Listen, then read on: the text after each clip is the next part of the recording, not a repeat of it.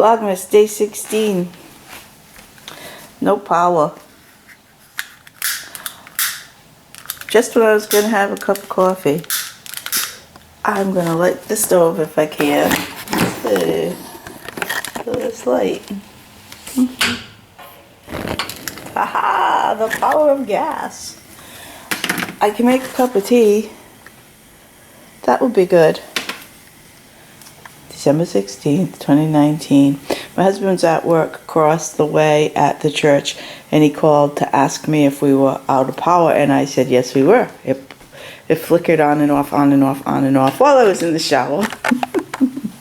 Creepy. So, yeah. He said there was an accident over on Route 122 there, which is the main road. We live right near there. So, he was just going to check out the accident. He was just somewhat exasperated because he's at work and he has so much to do and he can't do it now. I'm just going to have a cup of tea and go make my cards. Finish them up. It's almost Christmas.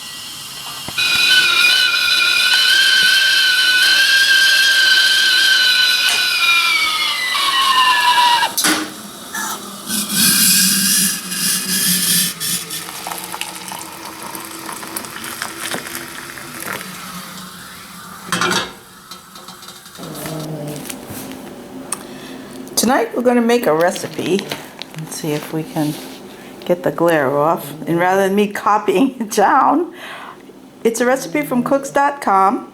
It's called Saltine Toffee bars.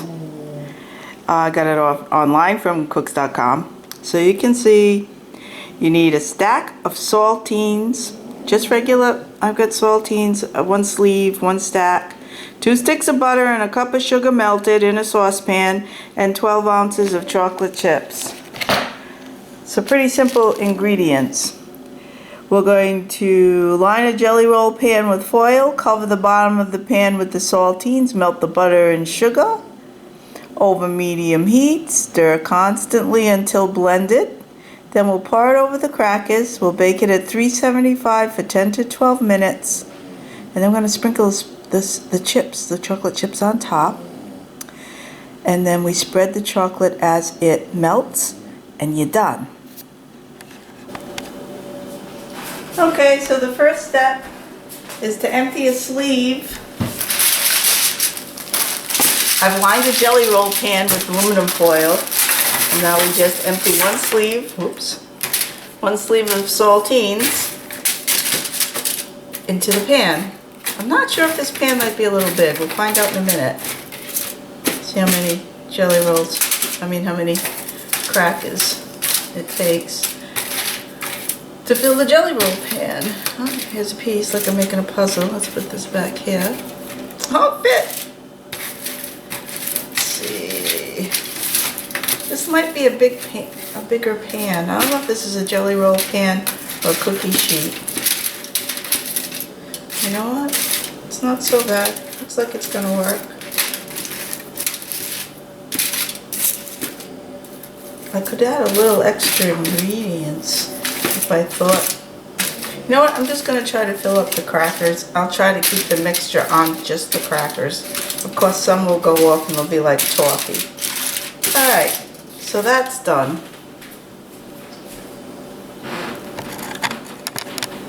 As you can see, I decided to open up a second sleeve of crackers, and I added 5 more to the pan so that I had an even pan full. So now we're going to I've melted 2 sticks of butter with 1 cup of sugar. It doesn't take very long. You just melt. And here's what that mixture looks like. I can't see that side of the, let's do this. Here's the mixture, 2 cups of butter, no, 2 sticks of butter, 1 cup of sugar. Quick, it melts up. This is the easiest thing. If you have to bring something to a party, bring this. Because seriously, they call it Christmas crack. I'm sure it's for the crackers. No, it's because it's so addicting. Okay, so then you just spread out this mixture over the crackers.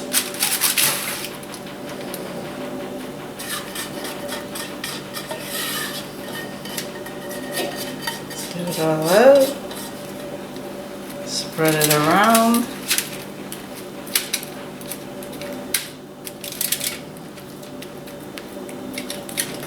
Whoa, flipped one. You know what? The extra crackers worked out well because there's more than enough butter and sugar here to cover all of these. Okay, now we take this and we bake it in a 375-degree oven.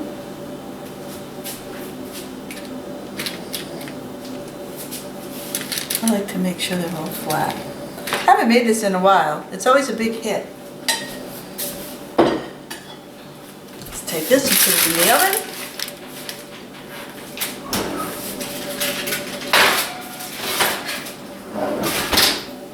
And set the timer for 10 to 12 minutes.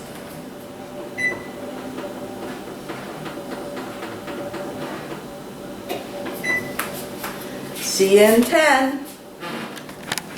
Okay, so my oven just gave me the 1-minute warning, and this toffee looks like it's really bubbling and ready to go. So I'm going to turn the oven off and get this out of here. I'll turn the timer off too, so I'm supposed to that.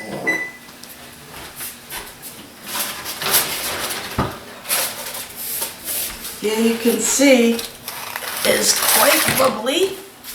This is my packaging for later. So now the instruction is to immediately spread the morsels onto the toffee, because the idea is to get this all to melt. And then once it's melted, we can spread it. And it's a chocolate topping.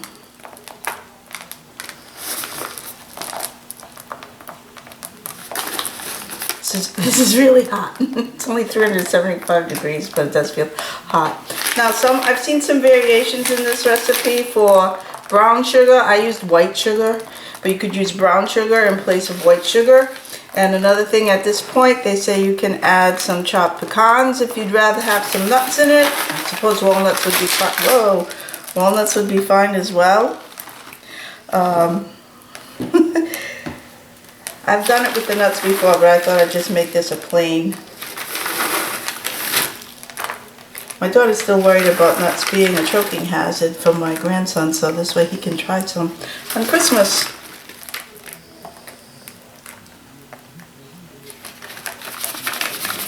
Okay, so now that that's on there, we should be able to spread it immediately. So let's see if a knife is better or if the spatula is better.